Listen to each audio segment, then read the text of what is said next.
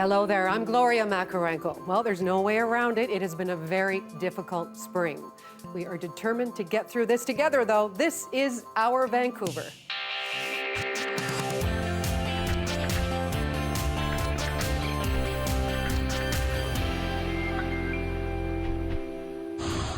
Coming up, how to talk to your children about riots, rallies, and racism.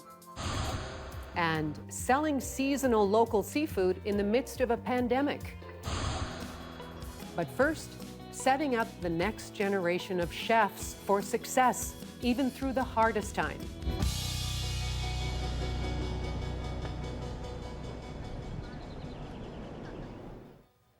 Now, online learning is one thing when your studies are mostly reading and writing, but hands-on programs have to reinvent themselves completely.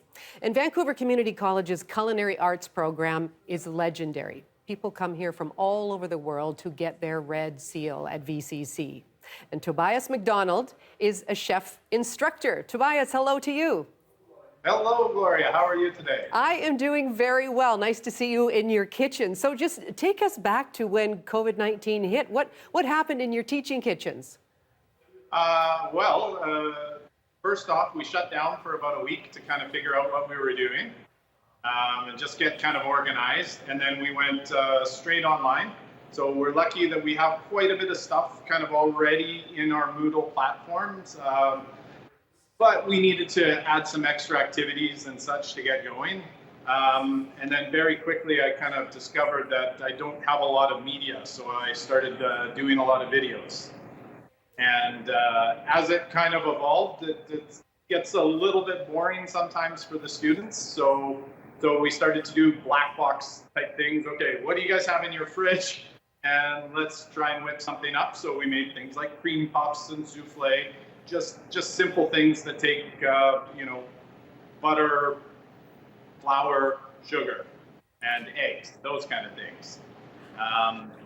And as we keep going, kind of evolves a little more. My last class, I dropped off little care packages to everyone. So, yeast was very difficult for most people to find. So dropped off things like yeast and flour and eggs and butter and chocolate. And we kind of started to expand our offerings a little bit, and we do a lot of Zoom meetings where we kind of bake together online. Oh, I see. So how do you keep that interactive? Does it get confusing at times?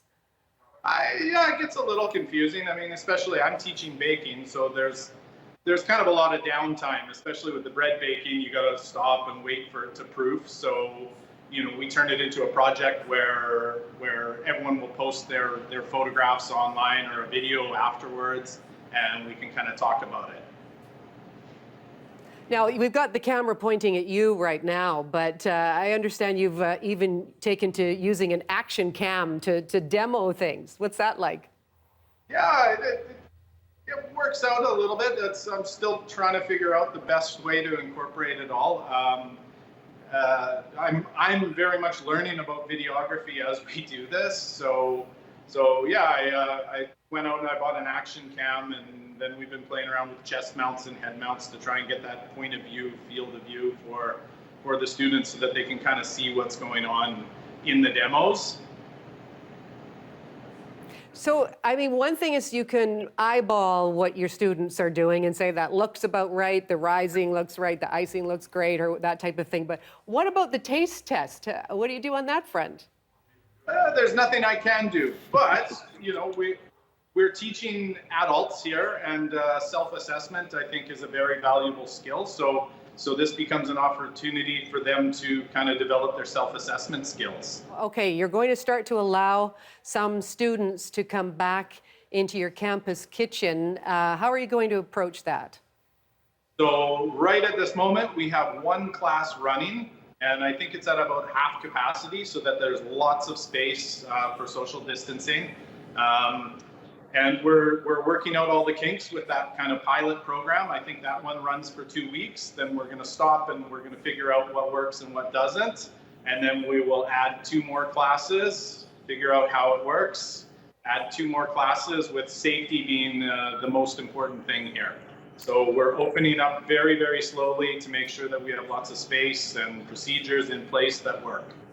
Now, what about international students, Tobias? How has that population been affected? So far, so good. I think as new cohorts are coming in, that probably will be affected with travel bans and such. It's going to be interesting to see how it all plays out. But up till now, everyone's been very happy, and they're staying the course. They're continuing on, and I know certainly in my experience, I'm very apologetic because this isn't the best circumstances for us to be teaching under. And I think everyone seems to understand that this is a worldwide thing, and this is happening no matter where you are in the world. So it's something that everyone's evolving to live with. No, that's so true. But I mean, I guess how confident at the end of the day are you that you will still be able to teach them everything they need to know to have them develop properly as chefs? Well, to teach them everything they need to know, I don't think it's possible. I think that what we're trying to do is we're trying to give a very good foundation. And my hope and my dream is that when we're able to get back and we're able to get them in here and give them the important things. And, I always try and stress to my students that I'm here for you anytime. Going into the future, even after graduation, we're always here to answer questions. We're always here to help you develop. And cooking is a lifelong skill, and it evolves as it goes. So they might be starting a tiny bit behind, but I think that there's certainly plenty of time to catch up afterwards. Well, the connection is certainly important, especially at these times, Tobias, and so is the cake that's over your shoulder. So I hope you enjoy that. Thank you so much. My pleasure. Thank you so much. Hey, this is Marsha. This is Our Vancouver. All right, it's time for one of our favorite features. This is when we get to showcase a number of the photographs sent in by you, our audience. This week, we feature images taken on the water's edge. Michael Joseph Ianni was at Wreck Beach recently and captured the moment when the water was so still. Lovely, Michael, thank you. Zahara Patel was at Pitt Lake on a beautiful day and took in the mountains as well as the water there. Thank you. And finally, Wissam Hamza was at White Cliff Park in West Vancouver with the sun so high in the sky. Wonderful ocean view there, Wissam. Thanks so much for sharing. And do send us more. It's easy. Just email your photographs to us at bcphotos@cbc.ca. That's bcphotos@cbc.ca. Now, unfortunately, many images that we are seeing in the news these days are not so lovely. The protests and the rallies after the death of George Floyd in Minneapolis continue, and more than 3,000 people gathered on May 31st in Vancouver to join those rallies in sending a message. Just take a look. Black Lives Matter! Black Lives Matter! Black Lives Matter! Black Lives Matter! Black Lives Matter! Black Lives Matter! Black Lives Matter! I came here because even in a tough time like that, we still need to come out and show our support. And this is what I can do in a time like now, so this is what I'm going to do.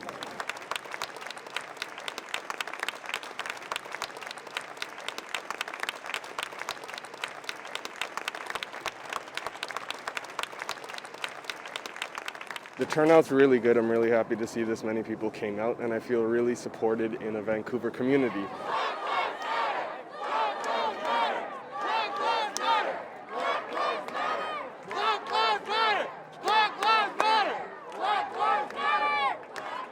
The incident that happened last week was the straw that broke the camel's back, and I felt like I had to come and at least show our support for this one.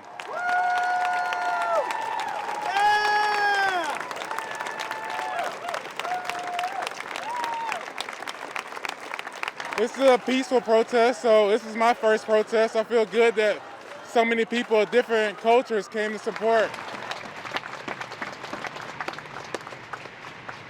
There's a black community here, and most of my life I thought we've been very separated, but I know that there's been a tragedy that's happened, but it's brought a unity I've never felt before.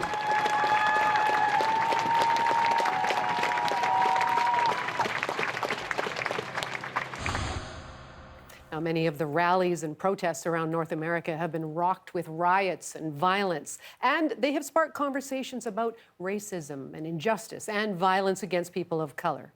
Farah Morali is looking at ways that parents can address those complex topics with their children.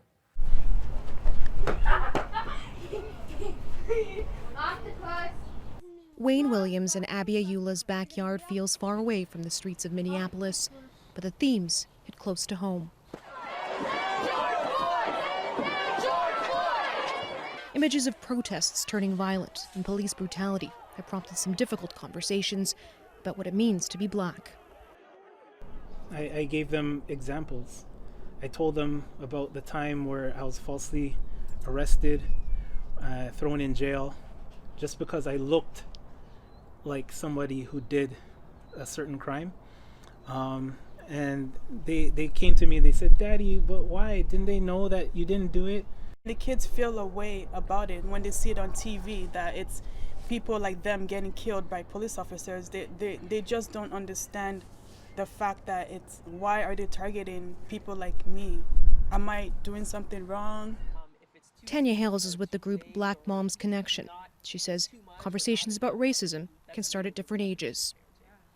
It can be really just something very simple. It doesn't have to be all of Black history wrapped up in an afternoon with your 5, 6, 7-year-old. But I think when they come to you or when you feel like they need to have that conversation is when it's a good place to start. And it's not just Black families that need to be talking. It's not going to be my job, and it's not the job of Black people to do now all of a sudden all this teaching about racism. You know, this is something that you as a parent, it's now your job to learn so that you can teach your children. As painful as it is to talk about this with her, it's not a new thing. We've been talking to her about these sorts of things, at least in abstract terms, since she was old enough to ask. Amy Leaks is a mother and runs an interactive media company for children. As a thinker, I think children need to be taught to question things. They need to be able to lift the lid or to turn over rocks and see what's underneath. The biggest challenge for many parents is balancing the need to understand with the desire to maintain some sense of innocence. I just pray that, that they'll never have to experience any of those situations, but the chances of them experiencing it is pretty high. So we are going to have to adapt to the situations that they face and, engage them in conversation. Farah Morali, CBC News, Toronto. Coming up, marking an important anniversary for Vancouver's Punjabi market with hope for a better future.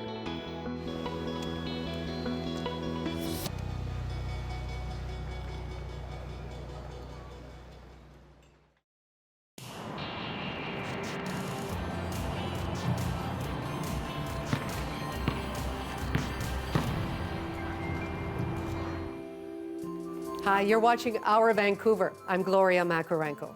Vancouver's Punjabi market is celebrating a major milestone. It has been 50 years since the 3-block stretch along Main Street became the first market of its kind in North America. Over the decades, it has seen good times and challenging times. As Belle Puri of CBC's Impact Team reports, young professionals now want to revitalize the neighborhood. The signs in Vancouver's Punjabi market are of particular pride for Sucha Claire. Whenever I see those signs, those looks me the star in our culture. When installed in 1993, they were the first Punjabi street signs outside of India. But Claire was here long before that, with the first Indian store, a fabric shop that he opened on May 31st, 1970. I didn't dream that wherever I opened my business, one day it will be a creation of the Punjabi market. Within 6 months, 2 other Indian stores opened nearby. Before long, a somewhat ordinary strip of Main Street became North America's largest South Asian market. Then, around the change of the millennium, a shift in the Lower Mainland's Punjabi hub from Vancouver to Surrey took its toll. Many businesses left, few stayed. This is something typically some bride would wear at her wedding, right? Gulzar Nanda is among a group of young retailers fighting to keep the market alive. High-class jewelers Jalandhar wale. Nanda was only a child when this ad for his family's business aired almost 25 years ago. The young people are in love with their identity here. They're in love with the history here. That's why Rattan Bagga has new plans for an old building. We want it to be true to its name and be truly a market. We might not get all the Indian businesses back, but it'll be a new type of market. Construction of the residential commercial complex should begin next year. The COVID pandemic, of course, has stalled any changes this summer in the market. But once the rules are once again relaxed, art installations, pop-up shops, and cultural plays are all part of the plan. A plan to save the heritage of the neighborhood. In the 70s and 80s, it was probably a bit more catered towards the specific community, which was the immigrants, right? But I don't think that Indian flavor has gone necessarily. It's just evolved a little bit. There had been much anticipation of a 50th anniversary celebration. The street party, however, has been put off until COVID is no longer a threat. Sucha retired a long time ago, but still visits the market at least twice a week. Future, I can say it will be okay. Belle Puri, CBC News, Vancouver. Well, the pandemic has changed a lot in our city, but those who love our local seafood are finding ways to still deliver it. Janice Yu owns Fresh Ideas Start Here, or Fish. Janice, so nice to see you. Welcome back. It's so nice to see you back in the studio, Gloria. Well, usually you're in the studio with me, so where are you right now? We are in my Kitsilano fish store on West Broadway. It looks pretty nice. What kinds of things are you showing this week? Well, right now we've got a lot of things coming into season. Right now we have already going on, which is the wild BC halibut, wild black cod, ling cod, rockfish, and very recently spot prawn season just came in season. Right here, nice, very nice and jumpy. And coming up, whoop, one just jumped off. But coming up, we also have crab season, and also salmon should be starting very soon as well. So it's going to be a really nice summer for West Coast seafood. Well, it's been an amazing 2 months, 2 months plus actually now. How did you have to change things and adapt during COVID? Yeah, it's an understatement. A lot has changed. We made a lot of changes in our store. We put a lot of safety measures in the store to protect our staff and the customers. We have masks, we have shields, gloves, and all that stuff. And you know, so for that part of the retail has really changed. For the whole side of it, wholesale. We used to sell to a lot of restaurants, and I really feel for that industry because a lot of them had to close and a lot of them had to change their format as well. So a lot is changing, but we are ready to make changes and adapt every day to make all of this work. So you are now putting together fish bowls. Now, usually, as I say, you would be bringing things into studio, but in this instance, you sent them through. So tell me about these gorgeous looking fish bowls. Yeah, so what you have in front of you is wild sockeye salmon bowl. We work with Wild Salmon Marketing Council, who are here to promote wild local BC salmon. And this bowl we have in our store readily available of wild sockeye, some pickled vegetables, and vegetables on a bowl of rice. Your choice of brown rice, white rice, or salad. So it's the best way to have a nice economic $8 lunch. I know, it's lovely. So you've got some, I don't know, is it edamame here as well? Or on there, and so a little bit of a spinach salad or seaweed salad and some nice balanced fish meal, eggs. yeah. It's fantastic. I love that. Okay, you were talking about salmon in season, but also salmon that has been cured. Look at this gorgeous tray. So take us through what's on here. Yeah, so you have in front of you salmon spread, some wild sockeye salmon. That's the smoked lox, which you usually put on bagels or put on crackers. And then you have the hot smoked candy. So you have an array of smoked black cod candy, sockeye jerky, maple nuggets, maple spring nuggets. I hope you enjoy. Usually we're up there together eating it together, but you're on your own today. Okay, well, this is fantastic. And also this is a little ceviche. Tell us about this. Yes, well, because it's spot prawn season, in our store we have this ceviche that we make for people readily available. It's got cucumbers, bell peppers, onion, corn chips, orange, lime, lemon, pepper, and cilantro. So it's nice and light, very delicious, perfect for weather like this. Yeah, you're right. It's a great summer appetizer or a summer meal for sure. So, what are your customers telling you about just how they're adjusting to things through COVID and their eating habits and such?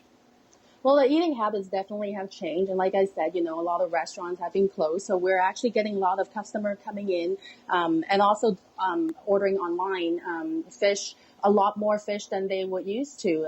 Some people are cooking at home 3 meals a day. So, we have a lot of readily available items like soups and cakes, marinated fish as well. That really helps people to elevate their seafood meals at home. Well, I get to finish up as we usually do when you're here in studio with a nice little taste of your ceviche.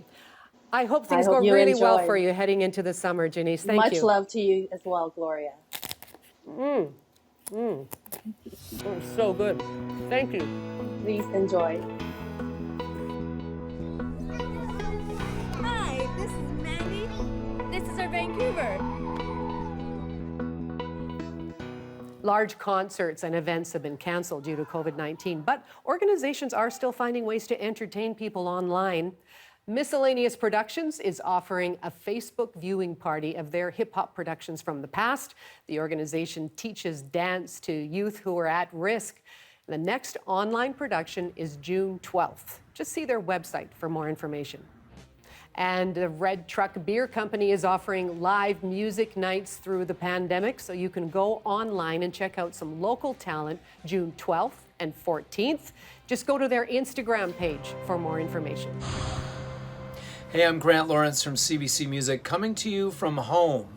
Over the past few weeks, I've shared with you some of the best of quarantunes, songs and videos that Canadian musicians are creating from home. You've seen great examples of orchestras, music classes, and lots of singer-songwriters figuring it out.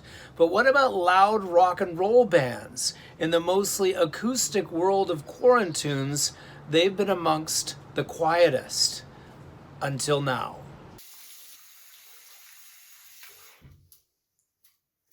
Sandpaper on top of my knuckles, empty cupboards and tight belt buckles.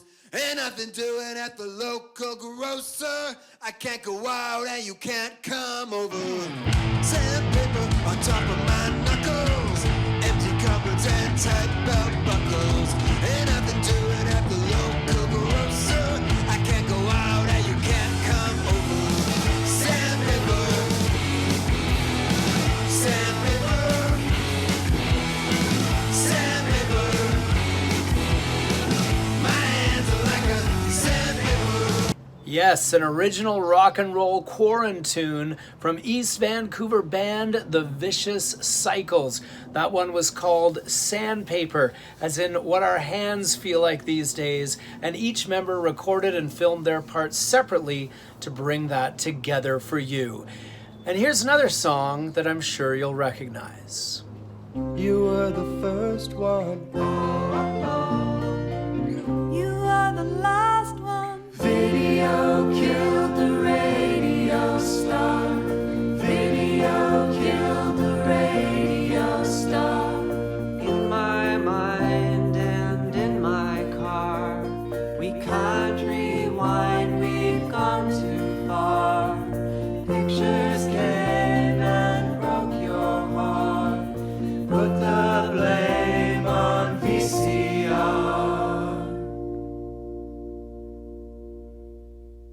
Okay, not a lot of physical distancing going on in that beautiful quarantune cover of the 1979 new wave hit Video Killed the Radio Star. But here's the thing. That version of the song was recorded by those Canadian artists in Italy just before the pandemic struck. All the musicians crowded into a little studio in Rio Freddo earlier this year to record that song and video. Within a week of the musicians returning home to Canada, the virus tragically slammed into northern Italy. The musicians decided to release that track to hopefully put a smile on your heart and maybe get you singing along. That was JF Robitaille from Montreal, Lail Arad from London, and The Burning Hell from Newfoundland. Now check this one out. There is a murder deep down inside. I saw the rain fall by the border, wishing old life goodbye, and wait for the day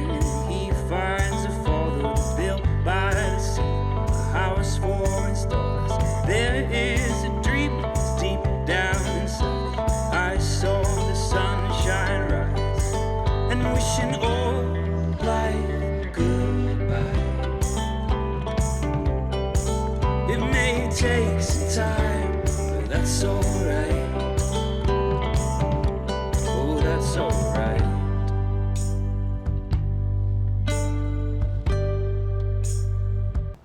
That is another original Quarantune, a song born from these times. It's called We Will Get There. It's from Calgary band Reuben and the Dark. But only one of them was actually in Calgary. The band recorded their videos and performances in 5 separate cities to make that all come together.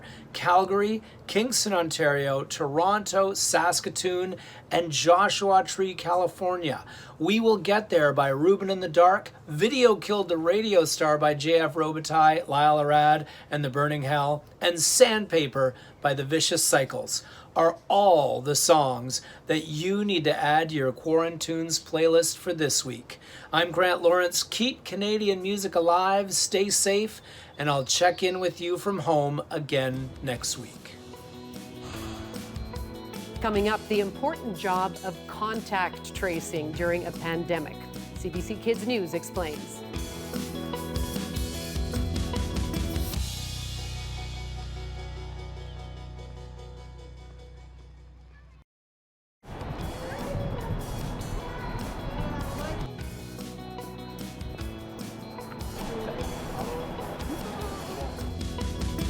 Hi, welcome back to Our Vancouver. I'm Gloria Macarenko.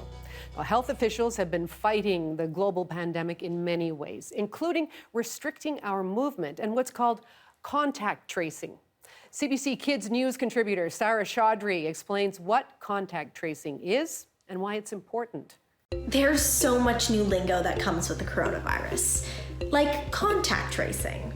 What is contact tracing? Well, it's a process used to track all the people a COVID-19 patient has been in contact with. In some places, officials are even asking people to download special apps that make that process easier. The goal is to stop the virus from spreading even further. So let's say you find out you have COVID-19. Health authorities will ask you to list all the places you've been and all the people you've been in contact with over the last few days. Why? Well, even if you're not even showing any symptoms, you could still be spreading the virus. So once officials have that list of people, they'll try to get in touch with all those people to inform them that they may have COVID-19 as well. All those people will need to self-isolate for 14 days just in case. Do you have a question about the coronavirus? Send it over to cbckidsnews@cbc.ca. For CBC Kids News, I'm Sarah Chaudhry. Now, this time last year, Vancouver-based hip-hop artist Kim Mortal was enjoying the release of their critically acclaimed album, X Marks the Swirl, and it made it onto the long list of the Polaris Music Prize, and tour dates followed. So this year, of course, it's a different story with concerts canceled because of the pandemic. But we will have a live performance nonetheless because Kim Mortal connected with Stephen Quinn on the early edition. Good morning to you. Morning, Stephen. So good to hear you. I heard, we just played a little bit of you. I heard the sound check as well. So looking forward to having you performing live. How are you holding up? COVID has definitely been an interesting journey for all of us. I've been holding up pretty fine. I'm kind of used to it now because I'm an introvert. I like being at home. Mm-hmm. Is there too much of a good thing, though? I mean, you had a tour plan that your first U.S. tour, in fact, and you've had to cancel it. Yeah, that was definitely a sad thing. I was just actually at the Banff Center for the Arts with a bunch of musicians that were supposed to be together for 3 weeks, and it was cut short a week early. And then many tours were canceled amongst my friends. It's definitely been an adjustment. Definitely weird time. It's got to be so weird to put in all of the planning and all of the work that goes into a tour and getting ready, making sure you've got permissions and then to have it all just vanish like that. Yeah, and it's something that's gonna impact the future too in terms of like festivals being canceled. A lot of my summer festivals that I had planned are also not gonna happen, and the fall shows are also kind of precarious. And that's kind of how it is for a lot of us DIY entrepreneurs. We're kind of having to reinvent different ways of making income and supporting each other as well. It does seem that there have been a few strategies so far. I mean, some artists we've spoken to are, they're kind of making themselves as busy as they've ever been, and then some are taking the time to slow down and avoid some of the old traps of, to trying to make it in a very difficult industry. What has been your approach? How are you spending the time? I'm also a multimedia artist. I'm not just a musician. And so this time at home has allowed me to just reflect, write, make art, and also start a new series called Faces by Kimortal, where I interview artists in the community and also draw their portraits. So that's been a new project for me, that's been consuming my time. And also just like doing a lot of prayer and like just doing a lot of spiritual grounding and like connecting internally, just strengthening myself before going out into the world. And is that something you'd be doing anyway, or are you feeling very more strongly about that because of COVID? To be honest, the hustle is really real when the world is not forced to stop. And I think it's just something I've been wanting to do, and COVID has forced me to just rest and like confront stuff that I've been ignoring. Kim, you're all set up to play a song for us this morning. Tell us about the song and why you chose it. So this is my song called 88 and Beyond. And I chose it because it's really reflecting on racism, but beyond that, it's reflecting on our legacies as people of color, Black, Indigenous people of color that are pushing for solidarity amongst each other. Kim Mortal, love to hear it now. Take it away. I rename myself Kimortal because I sense 1,000 portals flow through Venus systems, boom bap beats for circulation. Indigo kids in the studio and art rooms, channel into new tunes, letting spirits speak through. Pick the common thread of the news, weave that new, seeing seas in their shallow translations that lack imagination. Art is incantation, where it's all in relation, umbilical connection, no separation. Hand hold the banca, carving out a mantra. Aalaga, Parasamangabata, Rocket Ilocana, just like my mom. Queer like the water, resilient through trauma. How can we move when some of us are wounded? Patience and cycles, motion and movement. All lives won't matter till Black Lives Matter. Bound up in liberation with Indigenous nations to infinity and beyond.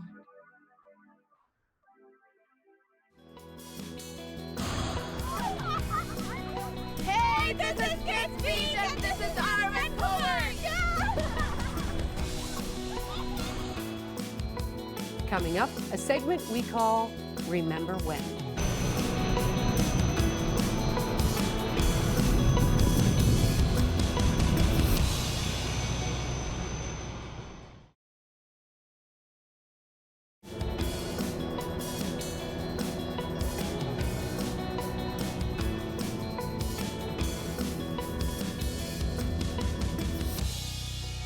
You are watching Our Vancouver. I'm Gloria Macarenko. Well, the BC film industry has been greatly affected by COVID-19. Production companies are now planning for how they can safely return to work with distancing restrictions in place.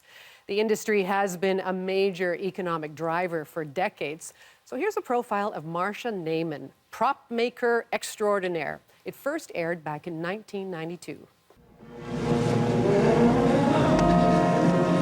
Go for it.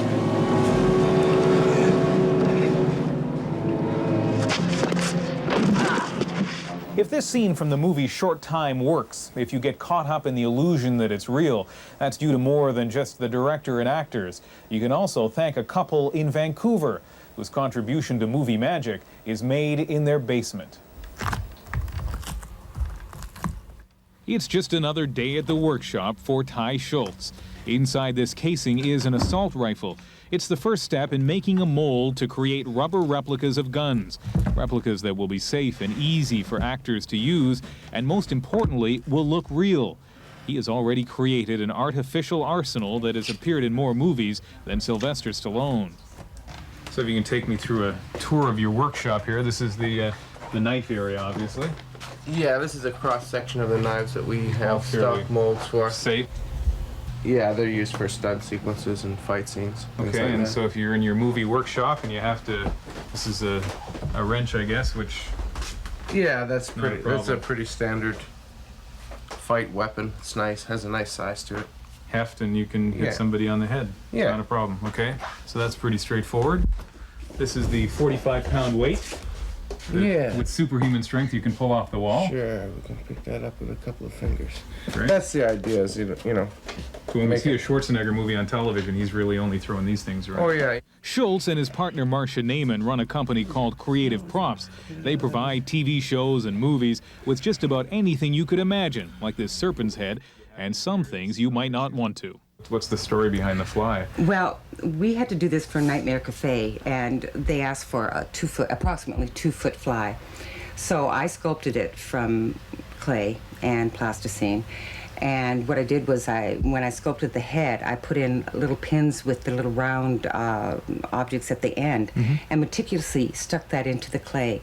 So that Naiman studied biology books to come up with a composite of interesting fly features.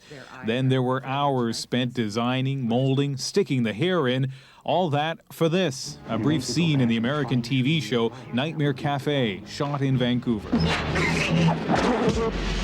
the cafe hates boring. So how does one get into this line of work? Naiman and Schultz are graduates of Emily Carr College of Art in Vancouver, where they studied sculpting and other things. But they say there is very little connection between what they learned there and what they do now.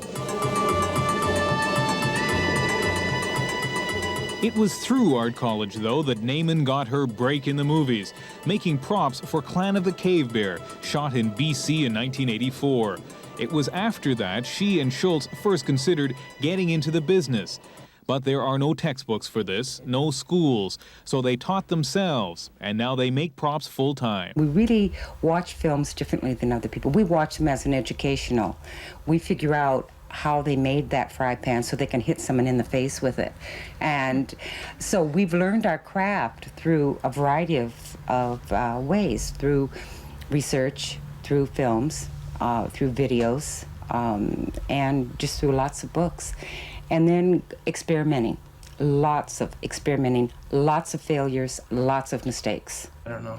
This is one of Creative Props' most important products. It's called breakaway glass. And Schultz says sometimes he feels more like an alchemist than an artist, playing with chemicals, trying to come up with a better product. Safety and authenticity are two of a prop maker's most important goals. A third is speed. Take this gun, for example. Perhaps you recognize it from the Gene Hackman movie Narrow Margin. Problem was, the person in charge of props for the movie didn't realize that when the gun gets thrown off the train, it falls into a deep gully, and it can't be retrieved. So Schultz got a call at 2 in the afternoon and an order for 6 replicas by next morning. Well, in this particular case, we were trimming the mold lines, and the paint was drying due to the thermal reaction of the rubber setting up. I mean, they were still hot, you know, and that's what dried the paint.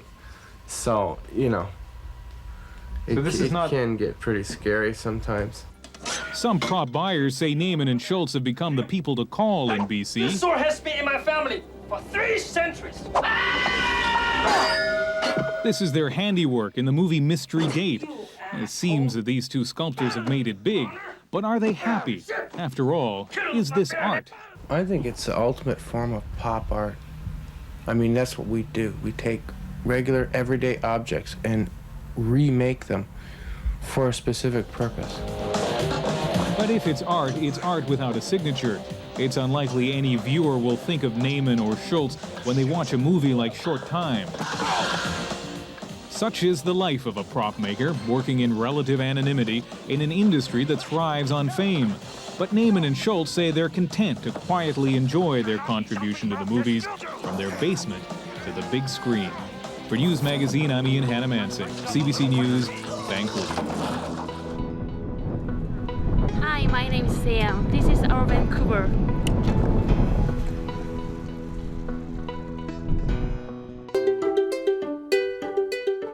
Hi, I'm Egan. In my last video, I showed you how to grow food from kitchen scraps, and today we're going to talk about houseplants. We wanted to green up the apartment, so I brought home some tropical plants, and quickly, everyone was really curious. It's hard not to be inspired when you've got plants around the house.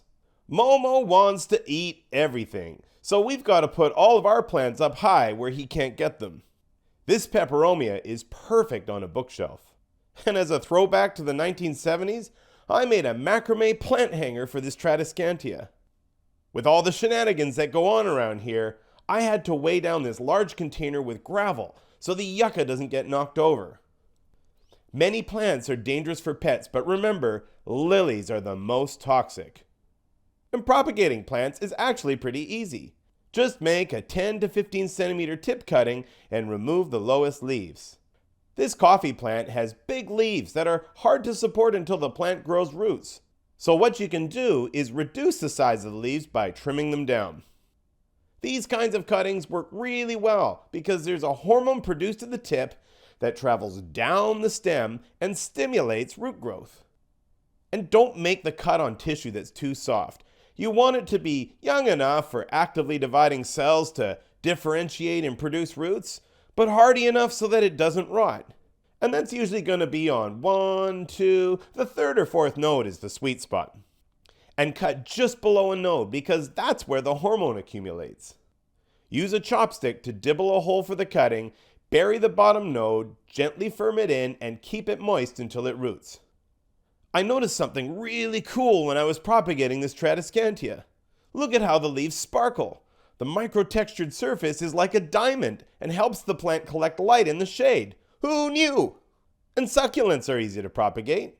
All you gotta do is carefully break the leaves off, stick them in a pot, and they'll root and grow. And you can pack them in tight. I've got 3 different varieties in this one pot. Put them by a window and careful not to overwater these guys. They rot really easily. And for plants that grow in a clump like this peace lily, just be brutal and tear the crowns apart. Tropical plants have to compete to survive in the wild.